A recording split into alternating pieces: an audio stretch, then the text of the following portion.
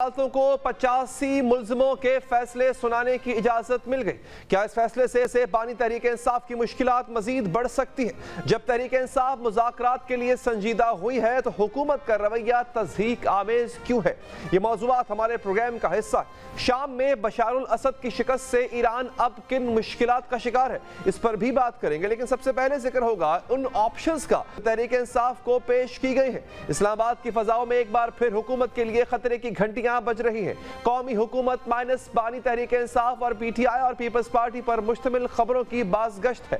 یہ افواہیں ہیں، حقیقت ہے یا پھر معاملہ کچھ سنجیدہ؟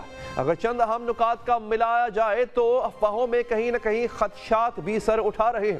مقتدر حلقوں کے قریب سمجھے جانے والے سینیٹر فیصل وابڈا کا اچانک متحرک ہونا اور شیخ رشید اور فواد چودھری کی بانی تحریک انصاف سے 1.5 سال بعد ہونے والی غیر معمولی ملاقاتیں، سب اگر اچھا ہے تو یہ اچانک کیوں ہے؟ ملاقاتوں اور افواہوں کے دوران تحریک انصاف مذاکرات کے لیے بھی راضی ہو جاتی۔ 5 رکنی کمیٹی میں 7 ممبران شامل کر لیے جاتے۔ اسی دوران جمعرات کو سینئر صحافی محمد مالک نے خبر دی ہے کہ فیصلہ سازوں نے تحریک انصاف کو 2 آپشن دیے ہیں۔ تحریک انصاف کے قیدیوں کی رہائی کے مطالبے پر قیدیوں کی مرحلہ وار رہائی ہوگی، تاہم بانی تحریک انصاف کو فوری رہا نہیں کیا جائے گا۔ ساتھ ہی ان کے ملٹری ٹرائل میں کچھ تاخیر کرنے کا آپشن دیا گیا۔ محمد مالک کے مطابق تحریک انصاف کو ایک اور آپشن بھی دیا گیا ہے، مسلم لیگ نون کی بجائے پی ٹی آئی اور پیپلز پارٹی پر مشتمل حکومت بنائی جائے، تحریک انصاف کو کچھ مراعات دی جائے، قبل از وقت انتخابات کے لیے الیکشن کمیشن کے ممبران کا متفقہ تقرر کیا جائے۔ تحریک انصاف کو ریلیف اور مراعات دینے کے تاثر کو سینیٹر فیصل وابڈا اور علیمہ خان مزید تقویت بھی دیتے ہیں۔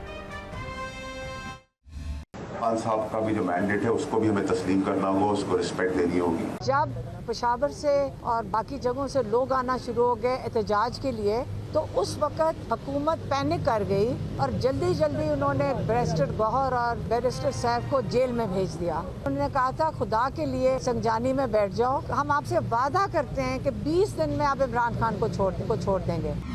سوال یہ ہے کہ کیا اسلام آباد میں حکومت کے لیے خطرے کی گھنٹیاں بج رہی ہیں؟ کیا تحریک انصاف مذاکرات کے ذریعے اقتدار کی خواہاں ہے؟ قومی حکومت کا قیام یا پیپلز پارٹی اور پی ٹی آئی اتحاد نئی سرکار بنے گی؟